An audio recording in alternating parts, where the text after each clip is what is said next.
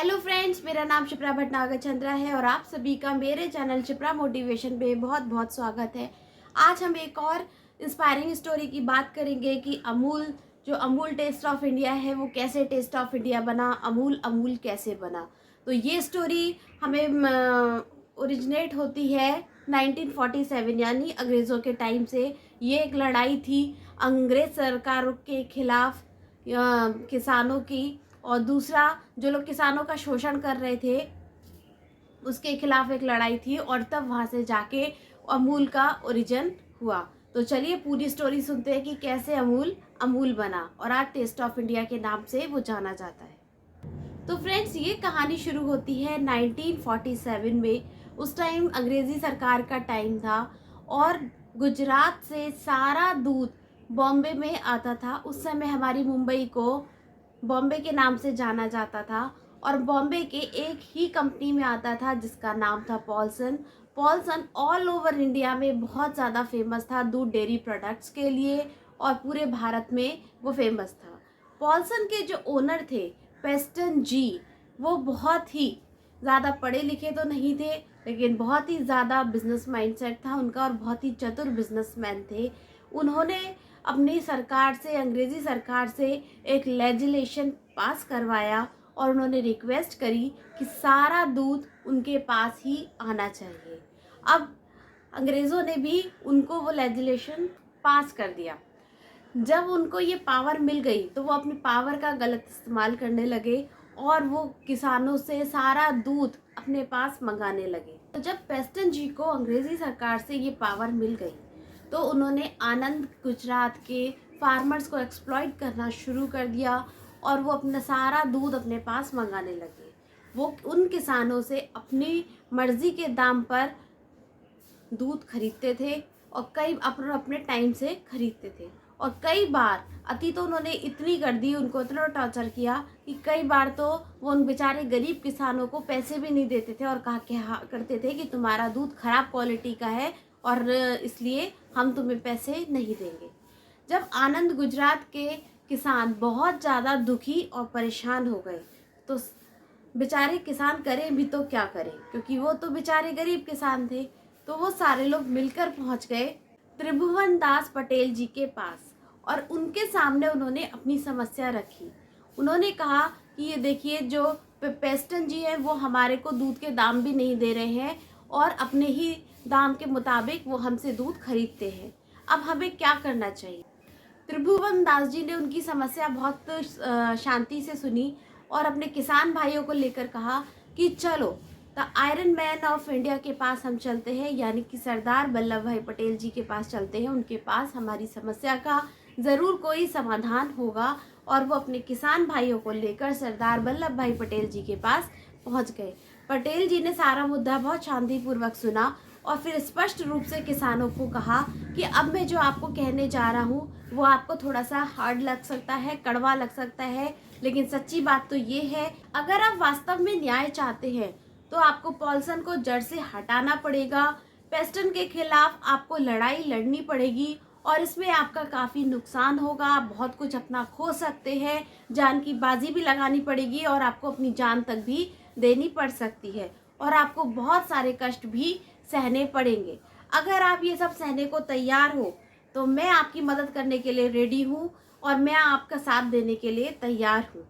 इस पर त्रिभुवन दास जी ने कहा कि हमारे पास खोने के लिए वैसे भी ज़्यादा कुछ नहीं है और हमारी बहुत ज़्यादा दयनीय स्थिति है, किसान भाई बहुत परेशान हैं, तो हम आपके साथ लड़ाई लड़ने को तैयार हैं, हम आपका साथ देने के लिए तैयार हैं। सरदार वल्लभ भाई पटेल जी ने कहा चलो अच्छी बात है, मैं भी आपका साथ दूंगा, लेकिन इसके लिए सबसे पहले हमें अपनी एक संघ स्थापना करनी पड़ेगी, अपनी एक फर्म स्टार्ट करनी पड़ेगी जहाँ पर हम अपना सारा दूध खुद अपने पास लेकर आएंगे। हम इसमें कोई भी बिचौलिया नहीं होगा, कोई भी मिडमैन नहीं होगा। जितना भी प्रॉफिट होगा या लॉस होगा वो सारा का सारा हमारे ही बीच में बटेगा और हमारे ही बीच में रहेगा। और ये बात किसानों को अच्छी लगी। किसान हमारी ही जगह से सभी स्टेट में सर्कुलेट होगा। किसानों के इस फैसले से पेस्टन जी प्रॉब्लम में आ गए और वो सीधा पहुंच गए अपनी अंग्रेजी सरकार के पास। उन्होंने अपनी प्रॉब्लम अंग्रेजी सरकार के सामने रखी और अंग्रेज़ी सरकार सीधा पहुंच गई गुजरात में और वहां जाकर उन्होंने किसानों को डराना धमकाना शुरू कर दिया। वो उनसे बात करने पहुंची थी, लेकिन जैसा उनका स्वभाव था उन्होंने वहां जाकर किसानों को डराना धमकाना शुरू कर दिया, उन पर टॉर्चर करना शुरू कर दिया और त्रिभुवन दास जी से कहा कि अगर आप और आपके किसान दल पीछे नहीं हटेंगे, हट को नहीं छोड़ेंगे, तो हमें इसका अंजाम अच्छा नहीं होगा, आप बुरे से बुरे के लिए तैयार हो जाइएगा। जब किसान दल और त्रिभुवन दास जी पीछे नहीं हटे तो अंग्रेज़ों की परेशानियां और बढ़ गईं। फिर उन्होंने सोचा कि ये तो बेचारे इंडिया के किसान हैं, पढ़े लिखे भी नहीं हैं, इनको तो इतना लॉ के बारे में, बिजनेस के बारे में भी समझ नहीं है, अकाउंटेंसी भी मेंटेन करना नहीं जानते, ये कैसे बिजनेस संभालेंगे, बिजनेस मॉडल कैसे खड़ा करेंगे, ये तो कम पढ़े लिखे गरीब बेचारे इंसान है। ऐसा सोचा ये कोई स्विट्जरलैंड या इंग्लैंड के थोड़ी है कि शातिर होंगे या इनका बिजनेस में दिमाग होगा, इनके पास तो समझ ही नहीं, कर लेने दो इनके मन की। और ऐसा सोचकर उन्होंने किसानों को अंडर एस्टिमेट करके उस पर तरस खाकर उन्हें फर्म स्टार्ट करने की परमिशन दे दी। और हम सब जानते हैं कि अमूल आगे जाकर क्या बन गया। जब वो अमूल कंपनी फर्म हो रही थी तब उनको ज़रूरत थी एक ऐसे मेंटोर की, एक ऐसे विजनरी पर्सन की जो उन्हें टाइम टू टाइम गाइड करे और उन्हें ग्रो करने में हेल्प करे। एक प्रोफेशनल मैनेजर की ज़रूरत थी और ऐसे में उनका जो प्रोफेशनल मैनेजर बने वो बने डॉक्टर वर्गीस कुरियन, जो कि जिनकी स्टोरी अपने आप में एक बहुत इंटरेस्टिंग स्टोरी है। वर्गीस कुरियन का जन्म 21 नवंबर 1921 में कैलकट में हुआ। उनके पिताजी सिविल सर्जन थे और मदर भी काफ़ी पढ़ी लिखी थी। बचपन से वो पढ़ाई लिखाई में बहुत होशियार थे और वो पढ़ लिख के आर्मी में जाना चाहते थे, बट माँ चाहती थी कि वो पढ़ लिख कर कोई जॉब ढूंढे। तो माँ का दिल रखने के लिए और माँ की बात मानने के लिए उन्होंने जॉब ढूंढना शुरू कर दिया और उन्हें कुछ दिनों के बाद Tata and steel iron industry में एक जॉब मिल गई। लेकिन उनका ज़्यादा दिन, उन्होंने थोड़े दिन तो जॉब करी, फिर उनका जॉब में मन नहीं लगा और वो उससे बोर हो गए और वहाँ पर उन्होंने रिज़ाइन कर दिया और उस जॉब को छोड़ दिया। उसी टाइम पर अंग्रेज़ी सरकार ने एक स्कीम निकाली थी कि आप गवर्नमेंट ग्रांट के बेसिस पर जो लोग बाहर जाके पढ़ना चाहते हैं, अब्रॉड जाके पढ़ना चाहते हैं, वो पढ़ सकते हैं। इस अपॉर्चुनिटी का फ़ायदा वर्गीस कुरियन ने बहुत अच्छे से उठाया, दोनों हाथों से उठाया। जब वो इंटरव्यू देने गए तो वो अपने मन में सोच रहे थे कि वो अपनी आगे की पढ़ाई फिज़िक्स या न्यूक्लियर इंजीनियरिंग में कंप्लीट करेंगे, बट ऐसा नहीं हो पाया। इंटरव्यू कंप्लीट करने के बाद डॉक्टर वर्गीस को डेयरी इंजीनियरिंग की पोस्टिंग मिली और उन्होंने अपनी डेयरी इंजीनियरिंग की पढ़ाई को कंप्लीट किया और इसके बाद वो इंडिया वापस आ गए। जब वो इंडिया में आए तो उनका बिल्कुल भी गवर्नमेंट जॉब करने का कोई मन नहीं था, उनको अंग्रेज़ी सरकार की कोई भी गुलामी करने का मन नहीं था, उनकी जॉब करने का कोई मन नहीं था। लेकिन अंग्रेज़ी सरकार को जब ये बात पता चली तो उसके जो एम्प्लॉय थे, जो उनके लोग थे, वो काफ़ी गुस्सा हो गए और उन्होंने बोला कि ये बिहेवियर हमें आपका अच्छा नहीं लगा। अगर आप जॉब ज्वाइन नहीं करना चाहते हो तो फिर हमने आपके ऊपर जितना पैसा आपकी पढ़ाई लिखाई पे खर्च किया है वो सारा पैसा आप हमें वापस कर दो। और उस समय की पढ़ाई का खर्चा था 30,000 बक्स, जो कि उस समय के हिसाब से बहुत ज़्यादा था और इतने पैसे डॉक्टर वर्गीस के पास नहीं थे। तो जब उनके पास कोई चारा नहीं बचा तो मजबूरीवश उनको गवर्नमेंट की जॉब को ज्वाइन करना पड़ा। और इसको संयोग कहेंगे या कोइंसिडेंस कि उनकी पोस्टिंग हुई आनंद गुजरात में गवर्नमेंट रिसर्चनरी under the national research dairy institute में। जब वो ऑफिस पहुंचे तो वहाँ उन्होंने देखा कि सब लोग आराम से बैठे हुए हैं, एंटरटेनमेंट कर रहे हैं, कोई भी काम को सीरियसली नहीं ले रहा और ना ही ज़्यादा काम कर रहे हैं। तो उन्होंने सोचा कि मैं सैलरी को आने देता हूँ और मैं भी यहाँ पर थोड़ा सा आराम कर लेता हूँ। जब सब काम नहीं कर रहे तो मैं भी काम क्यों करूँ, और जो जॉब से सैलरी आ रही है उसको आने देते हैं। बट इसको भी एक इत्तेफाक कहेंगे, वो जैसे जैसे टाइम बीतता गया उन्होंने देखा कि उनके इंस्टीट्यूट के बाजू में ही अमूल की फैक्ट्री फर्म हो रही थी और वो वहाँ पर जाकर बैठने लगे और देखने लगे कि किसान कैसे काम कर रहे हैं, वहाँ पे कैसे काम हो रहा है, वो ये सब कुछ ऑब्जर्व करने लगे और अपना 2 से 3 घंटा वो अमूल डेयरी के में बिताने लगे। वहाँ पर उनकी मुलाकात हुई त्रिभुवन दास जी से और धीरे धीरे उन्होंने चीज़ों को समझा, देखा, उनसे बात करी, उनका थॉट, उनका विज़न उनको बहुत अच्छा लगा और उन्होंने आगे जाके ये एक स्ट्रॉन्ग पार्टनरशिप में कन्वर्ट हो गए और ये जो फर्म थी एक स्ट्रॉन्ग, वो उनके एक तरीके से मेंटोर बन गए, उनके एक तरीके से प्रोफेशनल एडवाइज़र बन गए, एक स्ट्रॉन्ग पार्टनरशिप हो गई। टाइम टू टाइम किसानों को गाइड करने लगे और उनको ग्रो करने लगे। बट अब उनका जहाँ पर वो जॉब कर रहे थे वहाँ पर भी फिर से मन नहीं लगा और वो फिर से इस जॉब से बोर हो गए और इसलिए उन्होंने अपना रेजिग्नेशन लेटर डाल दिया और उनका रेजिग्नेशन लेटर भी अप्रूव हो गया। तब त्रिभुवन दास जी ने डॉक्टर वर्गीस से कहा कि देखिए, आप जब तक यहाँ पर हैं तब तक आप हमारे लिए काम कीजिए और हम आपको वहाँ से ज़्यादा वेतन भी देंगे। इससे हमारे किसानों को भी हेल्प होगी, हमें हमारा एक्सपीरियंस भी काम आएगा और आपको भी ज़्यादा पैसे मिलेंगे। तो दोनों को ही ये बात बहुत अच्छी लगी और ये काम उनकी पसंद का था, तो डॉक्टर वर्गीस ने भी इंटरेस्ट लिया और इस ऑफ़र को उन्होंने ग्रैस्प कर लिया, इस अपॉर्चुनिटी को उन्होंने एक्सेप्ट कर लिया और फिर यहाँ से उनकी स्ट्रॉन्ग पार्टनरशिप की शुरुआत हो गई। तरीके से उन्होंने वहाँ पर अपना इस्तीफ़ा दे दिया और अब एक नया सिलसिला स्टार्ट हुआ। ये सिलसिला था सफलता का सिलसिला, सक्सेस का सिलसिला। डॉक्टर वर्गीस के ज्वाइन करने के बाद अमूल फैक्ट्री जो दिन का 200 लीटर दूध प्रोड्यूस कर रही थी, अब 1952 में ये बढ़कर हो गया था 20,000 लीटर एक दिन का दूध उसने प्रोड्यूस करना शुरू कर दिया था। धीरे धीरे बिजनेस फैलने लगा, बढ़ने लगा और उसकी ख्याति पूरे ऑल ओवर इंडिया में बढ़ गई। अमूल के जो प्रोडक्ट्स थे वो पूरे देश दुनिया में पसंद आने लगे, देश दुनिया में लोग उसको ख़रीदने लगे और दूध के अलावा भी वो और अदर प्रोडक्ट्स जैसे पनीर, आपका दही, आपका मक्खन, इसमें भी डील करने लगे। अब डॉक्टर कुरियन के पास एक और चैलेंज आ गया और ये चैलेंज था कि कहा जाता है कि जो मिल्क पाउडर होता है वो गाय के प्रोडक्ट से बनता है। बफेलो मिल्क से मिल्क पाउडर बनाना बहुत मुश्किल हो जाता है, बट डॉक्टर वर्गीस ने बफेलो मिल्क से मिल्क पाउडर बनाया और धीरे धीरे ये पूरे ऑल ओवर इंडिया में पॉपुलर हो गया। लोग प्रोडक्ट्स बहुत ज़्यादा पसंद करने लगे और इस तरीके से बिज़नेस रॉकेट की स्पीड से चलने लग गया।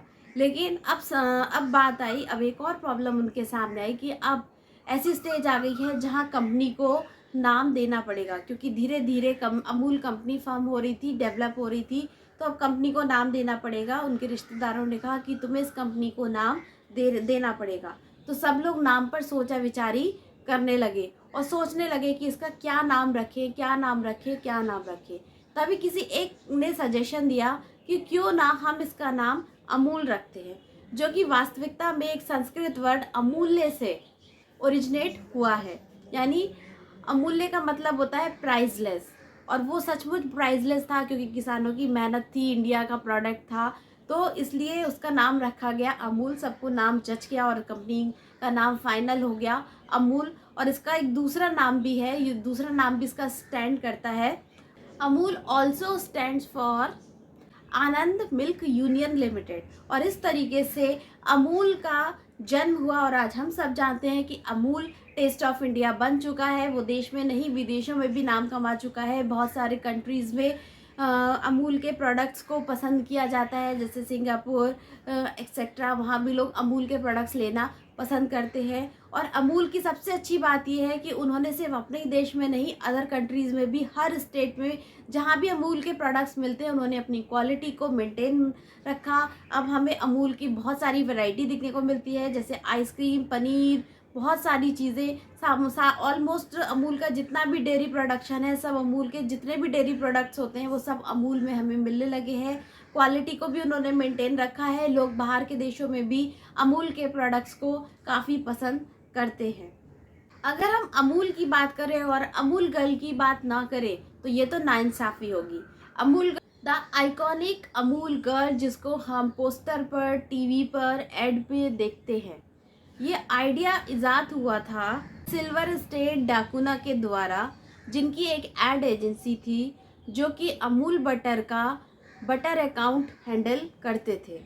उन्होंने ये आइडिया डॉक्टर वर्गीस को पिच किया और डॉक्टर वर्गीस को ये आइडिया बहुत ज़्यादा पसंद आया, क्योंकि जो अदर कॉरपोरेट कंपनीज थी वो कुछ दूसरे तरीके से प्रेजेंट कर रही थी।